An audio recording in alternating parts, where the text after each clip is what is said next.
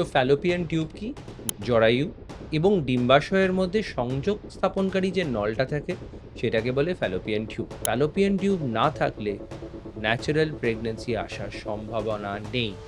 আমরা হাইকোসি করি, অত্যাধুনিক হাইকোসি করি, যেখানে ট্রান্সভ্যাজাইনাল সোনোগ্রাফি করছি আর নিচ দিক থেকে টাই পুশ করছি। আচ্ছা। এখান থেকে আমরা রিয়েল টাইম বুঝতে পারি টিউব খোলা আছে কি বন্ধ আছে। যেদিকের ফ্যালোপিয়ান টিউব কাজ করছে না সেই দিকের ডিম্বাশয় থেকে যদি ডিম গ্রো করে বেরোয়, তাহলে কিন্তু প্রেগনেন্সি আসার চান্সটা অনেকটা কমে যায় সে মাসের জন্য। এই সব ক্ষেত্রে একটোপিক প্রেগনেন্সি অর্থাৎ টিউবে প্রেগনেন্সি আসার রিস্ক অনেকটাই বেড়ে যায়। শারীরিক কোনো সমস্যা ইউজুয়ালি হয় না যাতে বলবে যে হচ্ছে তার ফ্যালোপিয়ান টিউব বন্ধ আছে। সব মহিলাই জানতে চাইবেন যে আমার টিউব ব্লক আছে। তাহলে কি আমি মা হতে পারবো? Hello and welcome back to health insight. আমি ধ্রুব।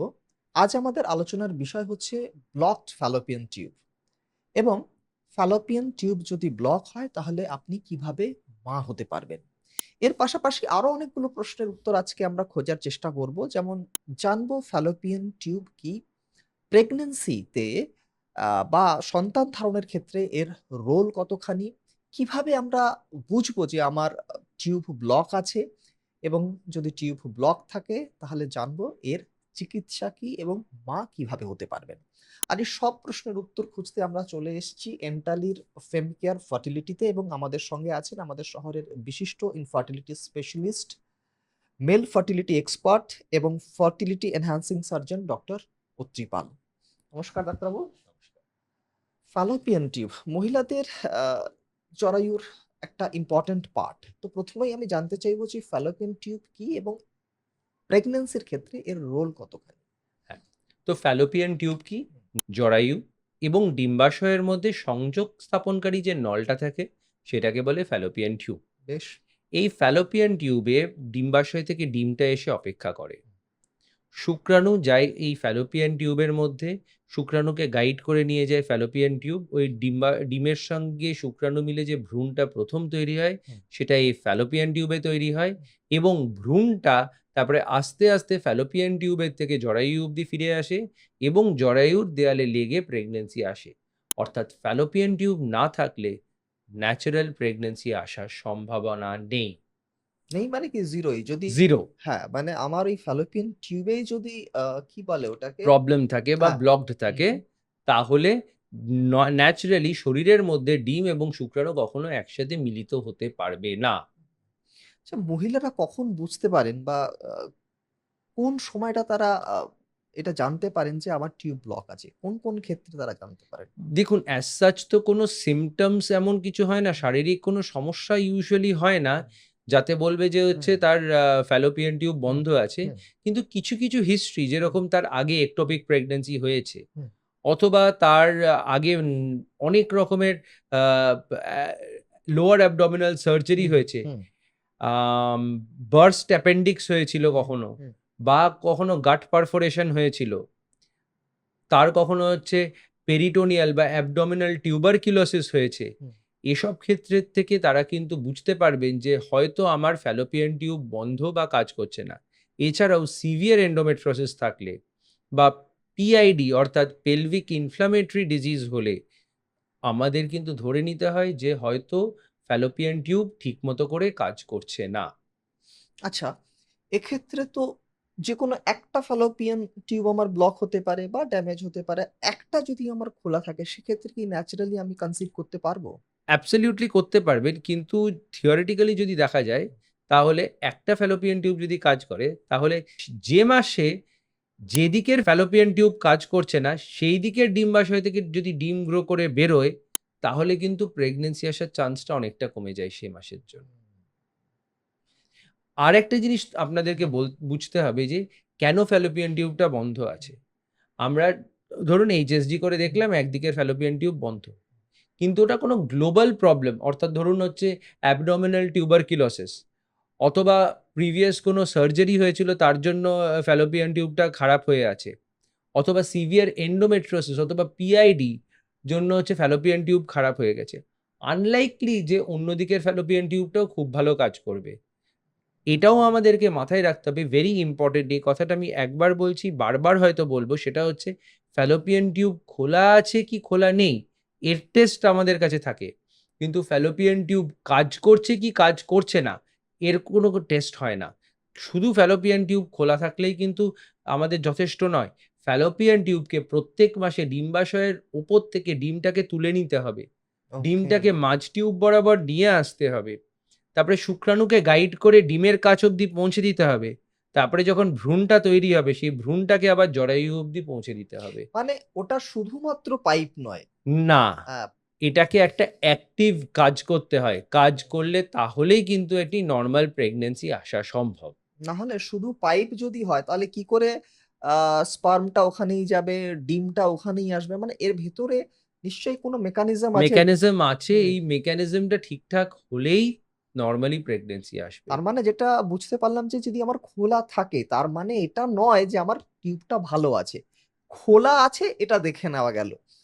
কি- অ্যাবসলিউটলি, হ্যাঁ। সেই জন্যই হুম, আমাদের যখন আনএক্সপ্লেন ইনফার্টিলিটি কেন হচ্ছে সেটা হুম, যখন বোঝাতে হয়, তখন আমরা অনেক সময় বলি যে আপনি তো এইচএসজি করে এসেছেন, হুম, তাতে দেখা যাচ্ছে টিউব খোলা আছে, হুম, কিন্তু আদৌ কি টিউব কাজ করছে? টিউবটা কি ঠিকমতো মুভ করতে পারছে? এমন তো আমরা জানি না। হুম, হয়তো আপনার এমন কোনো সমস্যা আছে যার জন্য হচ্ছে ফ্যালোপিয়ান টিউবটা ঠিকমতো মুভ করতে পারে না। অন্য কোনো পেটের মধ্যে স্ট্রাকচার যেরকম ইউটেরাস বা খাদ্যনালীর সঙ্গে ফ্যালোপিয়ান টিউবটা আটকে আছে, ঠিকমতো করে নড়তে পারছে না। সেক্ষেত্রেও কিন্তু প্রেগন্যান্সি আসতে প্রবলেম হতে পারে। আমরা হয়তো ভাবছি আনএক্সপ্লেইনড হুম। ইনফার্টিলিটি, ওটা হয়তো টিউবাল ফ্যাক্টর অফ ইনফার্টিলিটি। আচ্ছা, এবার যেটা জানতে চাইবো বা সব মহিলাই জানতে চাইবেন যে আমার টিউব ব্লক আছে, তাহলে কি আমি মা হতে পারবো? এর আগে বুঝতে হবে যে কিভাবে আমরা বুঝতে পারলাম যে ফ্যালোপিয়ান টিউব ব্লক আছে। ওকে। ফ্যালোপিয়ান টিউব যদি দেখা যায় এইচএসজি করে হুম, ব্লক আছে, তাহলে দেখা যাবে ১০ জনের যদি ব্লক বেরোয় তাহলে ৩ জনের অ্যাকচুয়ালি ব্লকড আছে। আচ্ছা। এইচএসজি একটি খুব পুরনো ধরনের টেস্ট, যেটা করতে গেলে খুব ব্যথা হয়। যেই ব্যথা হবে সেই মাসল কন্ট্রাকশন হবে, হুম, জরায়ুর মাসলও কন্ট্রাক্ট করবে হুম, এবং ফ্যালোপিয়ান টিউবের ওপেনিংটাকে বন্ধ করে দেবে। যার ফলে দেখা মনে হবে যে এটা ব্লকড আছে, কিন্তু অ্যাকচুয়ালি ওটা ব্লকড নেই। ওকে। সেই জন্য আমাদেরকে খুব ভালোভাবে দেখতে হবে কিভাবে ফ্যালোপিয়ান টিউবের পরীক্ষা করা হয়েছে। এখন যদি ল্যাপ্রোস্কোপি করে কেউ দেখে যে এটা হুম, ব্লকড আছে, তার মানে হয়তো সত্যিই ব্লকড আছে। আচ্ছা। আমরা যেরকম এইচএসজি আর করি না, আবার ল্যাপ্রোস্কোপির মতো এক্সটেন্সিভ কোনো টেস্টও আমরা করে দেখি না। আমরা হাইকোসি করি, অত্যাধুনিক হাইকোসি করি, যেখানে ট্রান্সভ্যাজাইনাল সোনোগ্রাফি করছি আর নিচ দিক থেকে ডাই পুশ করছি। আচ্ছা। এখান থেকে আমরা রিয়াল টাইম বুঝতে পারি টিউব খোলা আছে কি বন্ধ আছে, ডাইটা বেরোচ্ছে কি বেরোচ্ছে না, আর বেরোচ্ছে যখন কোন দিক থেকে কিভাবে বেরোচ্ছে সেটা আমরা বুঝতে পারি। আর আমাদের এখানে একটা সিস্টেম আছে যে আমরা আন্ডার অ্যানেস্থিসিয়া এটা করি। আন্ডার অ্যানেস্থিসিয়া করলে পেশেন্টের অস্বস্তি বোধটা কম হবে, যার ফলে আমরা ভালো ইমেজ নিতে পারবো এবং আরো ভালো করে দেখে বুঝতে পারবো যে সত্যিই কোনো অবস্ট্রাকশন আছে কি নেই। আচ্ছা, তার মানে বুঝতে পারলাম যে আ কিভাবে আপনারা বুঝতে পারেন যে একটা টিউব আদৌ ব্লক আছে কি নেই। এইবার সেটা কাজ করছে কি করছে না সেটা কি করে আপনারা বোঝেন? সেটা বোঝা যায় না কিন্তু। আচ্ছা। সেই জন্যই আমি যেটা বলতে চাইছিলাম, আপনি প্রশ্ন করে নিলেন, সেটা হলো যে আমরা টিউব খোলা আছে কি বন্ধ আছে, যদি খোলা থাকে তাহলে আমরা কি চিকিৎসা করব এবং বন্ধ থাকলে আমরা কিভাবে এনশিওর করব যে ওটা সত্যিই বন্ধ আছে কিনা, সেটা ডিপেন্ড করে দম্পতির ওপর। আচ্ছা। কত বছর বিয়ে হয়েছে তাদের, তাদের কি অন্য কোনো সমস্যা আছে কিনা, আল্ট্রাসোনোগ্রাফিতে কি বোঝা যাচ্ছে যে সত্যি এদের জরায়ুর মধ্যে বা পেটের মধ্যে মানে সবকিছু একে অপরের সঙ্গে এঁটে আছে কিনা, এগুলো আমরা আল্ট্রাসাউন্ড করে দেখার চেষ্টা করি। বিয়ে কত বছর হয়েছে সেটা হলে আমরা বুঝতে পারবো যে সত্যিই কি কোথাও কোনো প্রবলেম হুম, হচ্ছে কিনা। হুম। এগুলো করে আমরা আন্দাজ করতে পারি যে হ্যাঁ, হয়তো এর ফ্যালোপিয়ান টিউব ঠিকমতো কাজ করছে না। এইগুলো দেখার ফলে আমরা ডিসাইড করি যে এর পরের ট্রিটমেন্টটা কি করব। আইডিয়ালি যদি আপনি দেখেন, পুরনো ধ্যান ধারণা অনুযায়ী যদি এইচএসডি তে ব্লক বলে, তাহলে ল্যাপ্রোস্কোপি করে দেখো। এখানে একটা খুব ইম্পর্টেন্ট জিনিস মাথায় রাখতে হবে।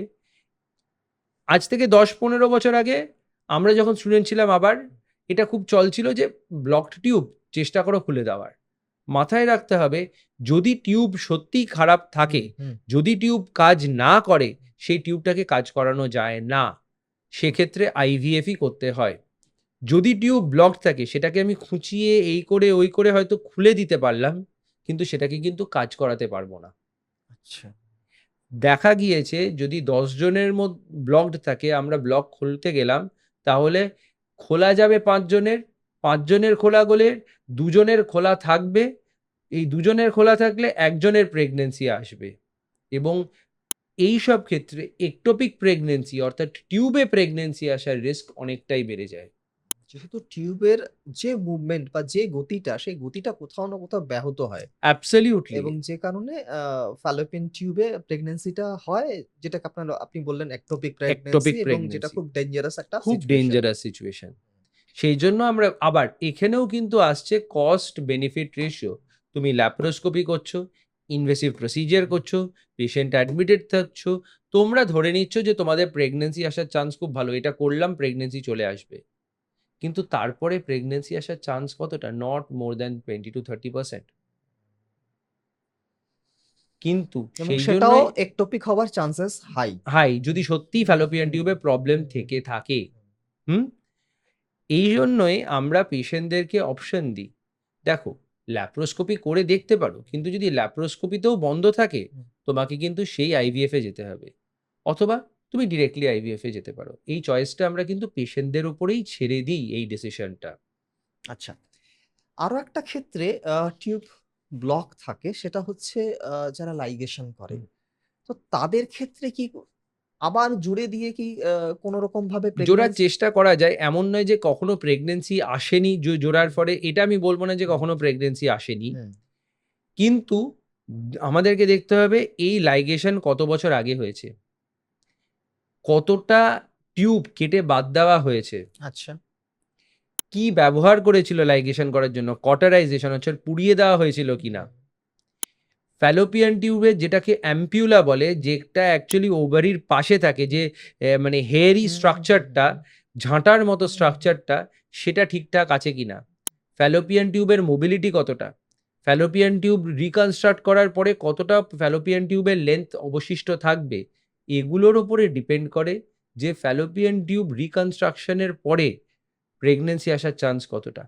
আরও ডিপেন্ড করে যে তার অ্যাসোসিয়েটেড এন্ডোমেট্রিওসিস আছে কিনা, ওভেরিয়ান রিজার্ভ কিরকম, তার বয়স কতটা, হাজবেন্ডের শুক্রাণুর অবস্থা কিরকম, এগুলোর ওপরেও ডিপেন্ড করে যে তোমার রিক্যানালাইজেশন করার সার্থকতা কতটা হবে। আচ্ছা, মানে সেক্ষেত্রেও একটা বিরাট অর্থব্যয় হবে এবং অর্থব্যয়ের পরে আমি কাঙ্ক্ষিত রেজাল্ট আমি নাও পেতে পারি। কারণ সেটাই হচ্ছে বারবার ইনফার্টিলিটি ট্রিটমেন্টের কথাটা চলে আসে, হচ্ছে কস্ট বেনিফিট রেশিও। আচ্ছা, তাহলে আমি কি ধরতে পারি যাদের টিউব ব্লক আছে তাদের ক্ষেত্রে আইভিএফ করাটাই কি ভালো? আমি ওরকম বলবো না, অনেকে চলে আসবে আমাকে মারতে, কিন্তু যদি লজিক্যালি ভাবি, সেটা করাটা মনে হয় মোর সুটেবল। আচ্ছা। এবার যেটা আপনার কাছে জানতে চাইবো যে এই যে আইভিএফ আপনারা স্থির করেন কি করে? আপনারা মানে বোঝেন কি করে যে এটাকে সার্জারি করলে করা যেতে পারে নাকি সার্জারি করার দরকার নেই, একে আইভিএফই করতে হবে। এরকম কি কোনো দেখুন, বিষয় আছে? আমরা যখন আল্ট্রাসোনোগ্রাফি করছি, হুম, আমি আল্ট্রাসোনোগ্রাফি যখন করি আমি দেখে নিই যে এর ফ্যালোপিয়ান টিউবে জল জমে আছে কিনা। যদি ফ্যালোপিয়ান টিউবে জল জমে থাকে, মানে এই ফ্যালোপিয়ান টিউব কাজ কাজ করবে না। করবে না। যদি দেখি যে ডিম্বাশয়টা জরায়ুর সঙ্গে এঁটে আছে, হুম, যদি দেখি যে এন্ডোমেট্রিওসিস সিভিয়ার আছে, হুম, তাহলে আমি বুঝে যাই যে এই ফ্যালোপিয়ান টিউব ওপেন করারটা ভ্রান্ত একটি চেষ্টা। হুম, তারপরে যখন আমি দেখি যে হাসব্যান্ডের শুক্রাণুর অবস্থাটা খুব একটা ভালো নয়, হুম, বয়স বেড়ে গিয়েছে দম্পতির, হুম, ডিম্বাশয়ে ডিমের সংখ্যা কম, হুম, হুম। এসব ক্ষেত্রে আমি ধরে নিই যে তাদের আইভিএফ করে নেওয়াটাই বুদ্ধিমানের কাজ হবে। আইভিএফ না করে আমি যদি ফ্যালোপিয়ান টিউব খুলতে যাই, হয়তো আমি খুলে দিলাম, তারপরে প্রেগন্যান্সি এলো না। তারা ৬ মাস অপেক্ষা করবে, ১ বছর অপেক্ষা করবে, প্রেগন্যান্সি আসবে না, সেই আমার কাছেই ফিরে আসবে। তখন আমাকে আইভিএফ করতে হবে। এক তো খরচার উপরে আরেকটা খরচা যাচ্ছে। হুম। দ্বিতীয়ত আমি সাকসেস রেটটা কিন্তু তার কমিয়ে দিচ্ছি। তাহলে এই সমস্ত দম্পতিদের ক্ষেত্রে আইভিএফ এর সাকসেস রেট কেমন বাকিদের তুলনায়? এটা খুব মজার কথা। তার কিন্তু অলরেডি একটি সন্তান আছে। হুম, তার জাস্ট ফ্যালোপিয়ান টিউবের প্রবলেম। আমি ধরে নিচ্ছি হাসব্যান্ডের শুক্রাণু খুব খারাপ হওয়ার কথা নয়। ডিম্বাশয়ে ডিমের সংখ্যা খুব খারাপ হওয়ার কথা নয়, কোয়ালিটিও খুব খারাপ হওয়ার কথা হুম, নয়। যদি জরায়ু ভালো থাকে, হুম। যদি প্রিভিয়াস সিজারিয়ান সেকশনের জন্য জরায়ুটা নষ্ট না হয়ে গিয়ে থাকে তেমনভাবে, তাহলে কিন্তু এদের ক্ষেত্রে আইভিএফ এর success is very good. It is in fact one of the highest amongst all the couple who are undergoing IVF. আচ্ছা। অর্থাৎ তাদের আইভিএফ এর সাকসেসটা কিন্তু যতজন দম্পতি আইভিএফ হুম। করছেন তাদের মধ্যে কিন্তু টপমোস্ট লেভেলে থাকে। আচ্ছা। তার মানে তারা এই অস্ত্রোপচারে না গিয়ে আমার মনে হয় আইভিএফ করে নেওয়াটাই সেটাই শ্রেয় এবং যুক্তিসঙ্গত। যুক্তিসঙ্গত। আচ্ছা, এরপর একদল পেশেন্টের কথা আসি যারা অবিবাহিত। যাদের এন্ডোমেট্রিওসিস বা অন্য কোনো ধরনের জটিলতার কারণে টিউব ব্লক হয়েছে। হুম। তারা কি করবেন? অনেক ক্ষেত্রেই দেখা হয় এই এন্ডোমেট্রিওসিস বা আরো বেশ কিছু জটিলতার কারণে এরা সার্জনের কাছে পৌঁছে যান। সেক্ষেত্রে সার্জারি করাটা কি বুদ্ধিমানের কাজ? খুব ভালো প্রশ্নটা হুম, করেছেন। হুম, তার কারণটা হলো হুম, যে অনেকেই বলে সিভিয়ার এন্ডোমেট্রিওসিস, চকোলেট সিস আছে, অপারেশন করে নাও। এই অপারেশন জিনিসটা কিন্তু খুব একটা প্রমাণিত নয়। আগেন এখানে আসছে কস্ট বেনিফিট। আমি কতটা মানে বেনিফিট করতে হুম, পারছি হুম, কাপলের। হুম। এই সার্জারি করলে কিন্তু কিছুদিন পরে আবার যে কে সেই হয়ে যাবে। আচ্ছা। সার্জারি তখনই করা উচিত যখন অস্বাভাবিক যন্ত্রণা হচ্ছে, ওষুধ খেয়েও যন্ত্রণা কমছে না, হুম, অথবা ডিম্বাশয় থেকে ডিম বার করতে পারবো না, ডিম দেখতে পাচ্ছি না, অথবা টিউবে জল জমে আছে। যে জলটা ফ্যালোপিয়ান টিউবের থেকে জরায়ুর মধ্যে আসবে এবং প্রেগন্যান্সির চান্স কমিয়ে দেবে। এসব ক্ষেত্রে যারা অবিবাহিতা, যাদের এন্ডোমেট্রিওসিস আছে, হুম, তাদেরকে আমরা বলি যে তোমাদের ডিমগুলোকে বার করে নাও। এখনো এন্ডোমেট্রিওসিস কম আছে, হুম, বয়স কম আছে, হুম। ডিমের কোয়ালিটি ভালো থাকবে। ডিমগুলোকে বার করে নাও। ডিমগুলোকে স্টোর করে রাখো। তারপরে যখন বিয়ে হবে, হাসব্যান্ডের স্পার্ম নিয়ে এই ডিমের থেকে ভ্রূণ তৈরি করে সেগুলোকে প্রতিস্থাপন করো, যাতে সাকসেসটা বেড়ে যায়। অপারেশন করলে এমন নয় যে এন্ডোমেট্রিওসিস সেরে যাবে। সাময়িকভাবে এন্ডোমেট্রিওসিসটা একটু কমে যেতে পারে, কিন্তু আবার বাড়তে থাকবে। যে অ্যাডহেশনগুলো হুম, আছে, যে জড়িয়ে পল্টিয়ে আছে হুম, একটা হুম, অন্যের হুম। সঙ্গে, সেটা কিন্তু আবার ফিরে আসবে। আরো সাংঘাতিকভাবে ফিরে আসবে। আর ওভারির চকোলেট সিস্ট রিমুভ করতে গেলে নরমাল ওভারিন টিস্যুও নষ্ট হবে। তাই সেই জন্য ডিম্বাশয়ে ডিমের সংখ্যা কিন্তু কমে যাবে। তার মানে আপনি বলতে চাইছেন যারা এখনো বিয়ে করেননি তারা সার্জারির দিকে না যাওয়াটাই বুদ্ধিমানের কাজ এবং যদি বুদ্ধিমানের কাজ। যেতেই হয় তাহলে একজন ইনফার্টিলিটি স্পেশালিস্টের পরামর্শ অনুসারেই যেন তিনি যান। Absolutely, absolutely. আর যদি করতেই হয় হুম, সার্জারি, হুম, একান্তই হুম, ডিম্বাশয় থেকে হচ্ছে চকোলেট সিস্ট রিমুভ করতে হয়, হুম। তাহলে কিন্তু সবসময় মাথায় রাখতে হবে আ oocyte cryopreservationটা করে যেন এগোনো হয়। আচ্ছা। অর্থাৎ ডিমটা সংরক্ষণ করেই তারপরে যেন এগোনো হয়। অ্যাবসোলিউটলি। আচ্ছা। আর যদি চকোলেট সিস্ট না থাকে, অন্য কোনো হুম, কারণের জন্য ফ্যালোপিয়ান টিউব জাস্ট ব্লকড আছে, কিন্তু ডিম্বাশয়ে আদারওয়াইজ ডিম ঠিক আছে, বয়স ঠিক আছে, এখনো বিয়ে হয়নি, আমি বলব অপেক্ষা করুন। বিয়ে করুন, তারপরে আসুন। তখন আমি না হয় আইভিএফ করে দেব। এক্ষুনি মানে সত্বর যে ডিমটাকে ক্রায়োপ্রিজার্ভ করে রাখতে হবে তেমন নয়। কিন্তু এটা মাথায় রাখতে হবে যে it is easier to freeze an embryo than freeze an oocyte। ভ্রূণটাকে ফ্রিজ করাটা বেশি সহজ ডিম ফ্রিজ করার থেকে। সেই জন্য এসব ক্ষেত্রে আমরা কিছুটা অপেক্ষা করব। আবার এখানেও একই ব্যাপার। আমরা কতটা ক্ষতি করছি সেটাকে দেখে আমাদেরকে এগোতে হবে। ওকে। তাহলে যেটা জানতে চাইবো আপনার কাছে সেটা হচ্ছে যে যাদের আ ফ্যালোপিয়ান টিউব ব্লক আছে, যারা অপেক্ষা করছেন মা হওয়ার জন্য, তাদের উদ্দেশ্যে আপনার কি বলার থাকবে? আমার একটাই কথা বলার থাকবে যে একজন ভালো ইনফার্টিলিটি স্পেশালিস্টের সঙ্গে কথা বলুন। দেখি আমরা যে আপনার ফ্যালোপিয়ান টিউবটা এক্সাক্টলি কোথায় ব্লকড আছে। কি টেস্ট করে আপনার ব্লক বেরিয়েছে?